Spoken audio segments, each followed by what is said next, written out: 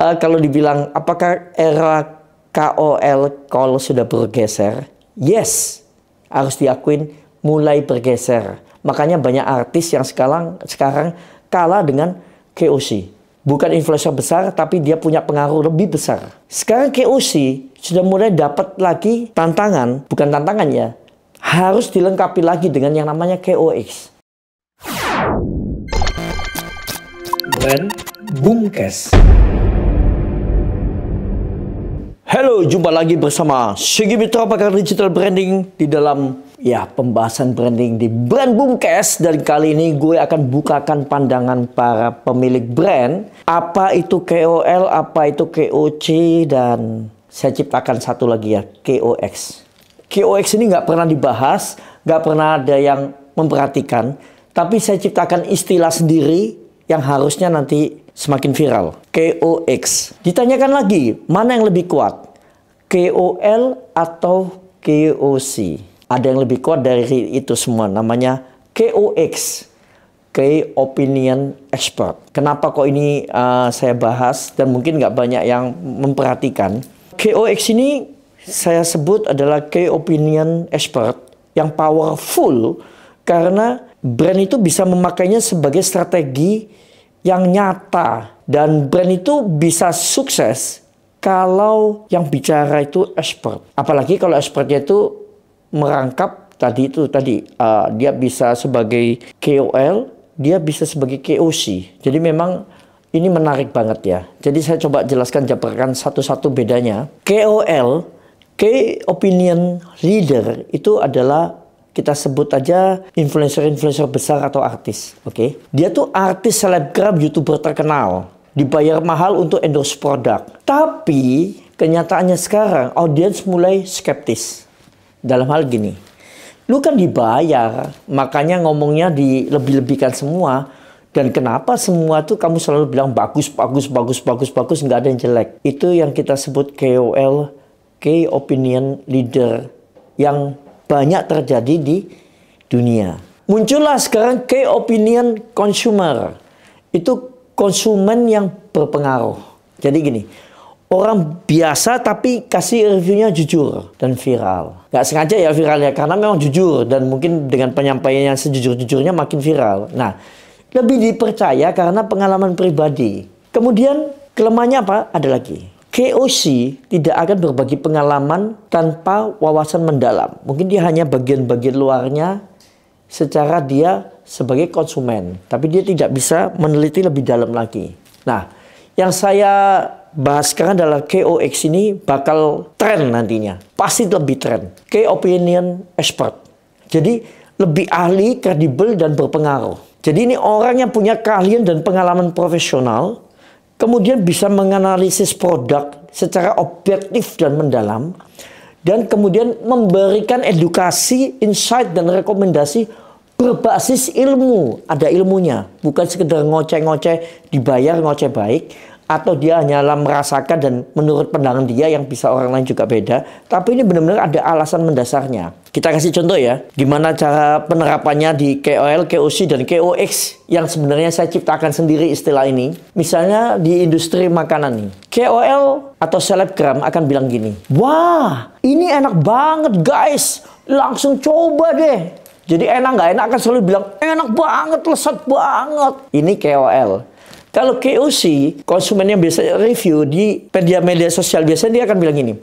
Gue suka nih, teksturnya lembut, worth it banget. Nah, harganya pas banget. Nah, berdasarkan dia akan ngomong enak nih. Tapi nanti sebentar keluar lagi yang, oh ini juga nggak enak nih. Nah, tapi ini kan konsumen. Sudut pandang konsumen. Tapi kalau dia diundang, ya dia akan bilang yang enak pandangan dia. Konsumen, ya biasanya makanya beberapa brand itu kan sudah mulai memanggil yang benar-benar konsumen nyata, bukan cuman konsumen sandiwara, ya kan? Yang ketiga nih, KOX. Saya coba jelaskan bedanya ya. Diundang nih sebuah restoran nih, KOX profesional. Dia langsung bahas makanannya. Wah, ini teknik masaknya keren banget nih. Tungkunya gede, besar, pakai arang nih. Ini bisa mengakibatkan masakannya lebih lezat dari segi ini. Nah, terus kalau ahli gizi, ini tadi kalau chef profesional ya, mungkin ya, dia akan membahas teknik memasak. Cara motong ayamnya bener nih. Nah, Kalau ahli gizi di dalam sebagai KOX, dia akan bilang kandungan nutrisinya berapa, gulanya berapa, garamnya berapa, ini makanan saya. Nah, itu KOX. Kemudian kalau pakar branding nih, contohnya seperti saya akan coba membedah strategi yang bikin makanan ini viral. Jadi mungkin kalau saya diundang, saya selalu dari dulu ya, kalau diundang untuk endorse kuliner atau buka restoran, saya selalu bilang, kalian mau di endorse saya ngomong apa? Kalau saya cuma disuruh bilang, ini makanan enak, atau saya dikasih makanan di meja sebanyak-banyaknya, itu bukan saya, itu food blogger, saya bilang gitu. Tapi kalau Anda ngundang saya bahas, wah, ini tempatnya menarik, pemilihan lokasinya, pemilihan logonya unik, kemasannya, desainnya menarik, penciptaan kreasi makanannya sesuai dengan nama brandnya. Nah, itu saya cara jawabnya kayak gitu, karena saya berdasarkan segi branding kalau jawabnya.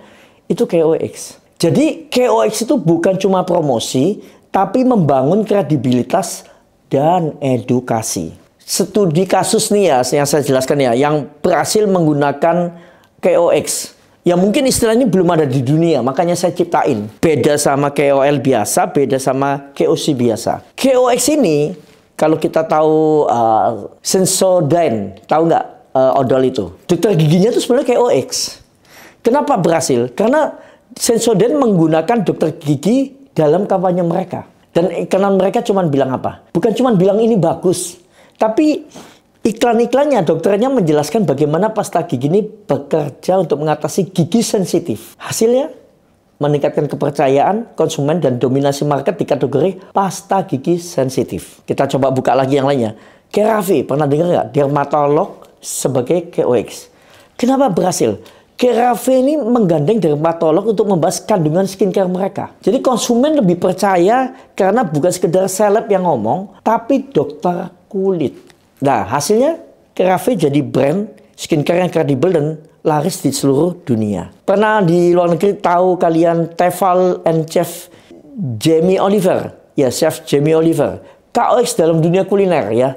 Kenapa berhasil? Tefal nggak cuma pakai seleb biasa ya, tapi chef terkenal bernama Jamie Oliver. Chef Jamie Oliver ini benar-benar tahu cara peralatan masak ini dan menjelaskan kenapa panci ini bagus untuk memasak dari segi teknik memasaknya. Hasilnya, lini produk yang Jamie Oliver di Tefal sukses besar selama lebih dari 20 tahun. Pernah tahu mobil Audi? Nah, ini lucu nih ya. Kenapa kok dia pakai Chef Izuani? Pernah dengar nggak iklan ini? Jadi KOX yang tidak biasa. Kenapa berhasil? Padahal kan Audi itu brand mobil mewah, memilih seorang chef sebagai duta mereka. Agak out of the box memang. Bukan agak ya, tapi benar-benar out of the box. Kenapa? Karena kesempurnaan dan presisi dalam masak itu sejalan dengan filosofi Audi dalam otomotif. Presisi dan kesempurnaan. Hasilnya membuat brand storytelling Audi lebih menarik dan premium. Bagi kalian para brand yang sekarang sudah punya KOL, sudah pakai KOC, gabungan lagi dengan KOX biar lebih lengkap. Jadi bukan dihilangin ya, KOL-nya tetap ada, KOC-nya tetap ada. Tapi bisa jadi trennya nanti ke KOX akan lebih didengar. Karena orang sudah bosan dengan pembualan-pembualan. Jadi keunggulannya KOX itu dibandingkan KOL dan KOC. Pertama, mereka lebih dipercaya karena berbasis ilmu dan pengalaman nyata. Kedua, akan meningkatkan kredibilitas brand dibanding sekedar iklan biasa. Selain itu, dia juga mengedukasi audiens, bukan cuma promosi asal-asalan.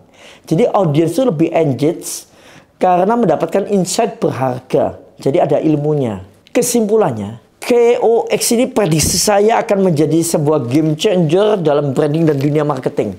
Bakal ngetren yang dicari KOX. Orang-orang yang ahli. Kalau kalian tahu, mie sedap barusan pakai chef siapa? Chef Devina. Kenapa dia nggak pakai artis Koreanya? Ya memang ada kan tetap itu sebagai KOL. Tapi sekarang chefnya yang dipasang di packaging mie-nya. Jadi saran untuk para brand yang bekerja sama dengan KOX, pilih KOX yang relevan. Misalnya chef untuk makanan, dokter untuk produk kesehatan. Nah, kalau pakar branding untuk apa? Analisis tren bisnis. Nah, ini kalau kalian misalnya ada yang biasa memang, nah ini mungkin juga teman-teman harus tahu kenapa saya sering di endorse. Karena saya diminta pendapatnya sebagai seorang pakar branding di dalam endorsan saya itu. Oke, nah ada lagi. Biarkan KOX bekerja, bicara sesuai dengan keahliannya. Jangan diatur-atur. Jangan dipaksa-paksa promosi lebay. KOX harus tetap terlihat otentik dan edukatif. Saya juga nggak suka kalau disuruh dipaksa. Saya sering nolak waktu diminta pasang, boleh nggak promoin produk skincare untuk wajah? Saya bilang, hah? Terus saya ngapain? Saya moles-moles. Sorry guys, gue sendiri itu nggak pakai skincare selama ini. Gue ini nggak cowok yang nggak pakai skincare.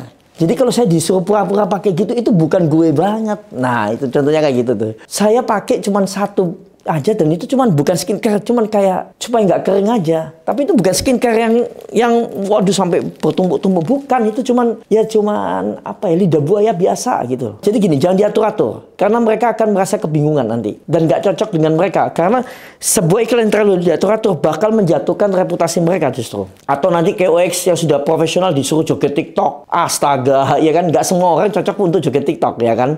KOX itu biarkan mereka berbicara secara otentik dan edukatif, akan sangat cocok dalam konten-konten edukasi. Bukan cuma review, tapi konten yang benar-benar memberi insight, pandangan yang menarik. Jadi membuat produk ini semakin bernyawa, semakin dikagumi, semakin diulas dengan lebih dalam. Nah, gunakan KOX sebagai partner jangka panjang, bukan sebagai endorse, tapi mungkin membangun kolaborasi jangka panjang untuk memperkuat kredibilitas brand.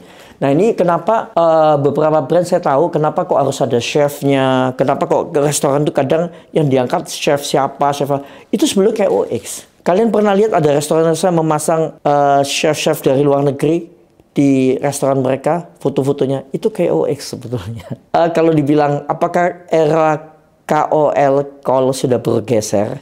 Yes, harus diakuin mulai bergeser. Makanya banyak artis yang sekarang kalah dengan KOC. Bukan influencer besar, tapi dia punya pengaruh lebih besar. Sekarang KOC sudah mulai dapat lagi tantangan, bukan tantangan ya, harus dilengkapi lagi dengan yang namanya KOX. Jadi yang lebih kuat lagi. Jadi dia tuh akan menguatkan secara analisis. Jadi kesimpulannya, brand tetap harus berkolaborasi dengan KOX, bukan sekedar mencari popularitas, tapi membangun kepercayaan dan edukasi. Sudah mulai paham?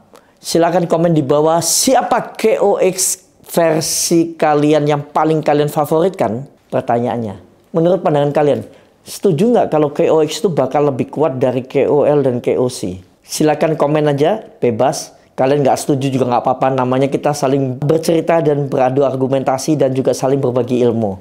Jadi sampai jumpa lagi di Brand Boomcast selanjutnya dan sukses selalu.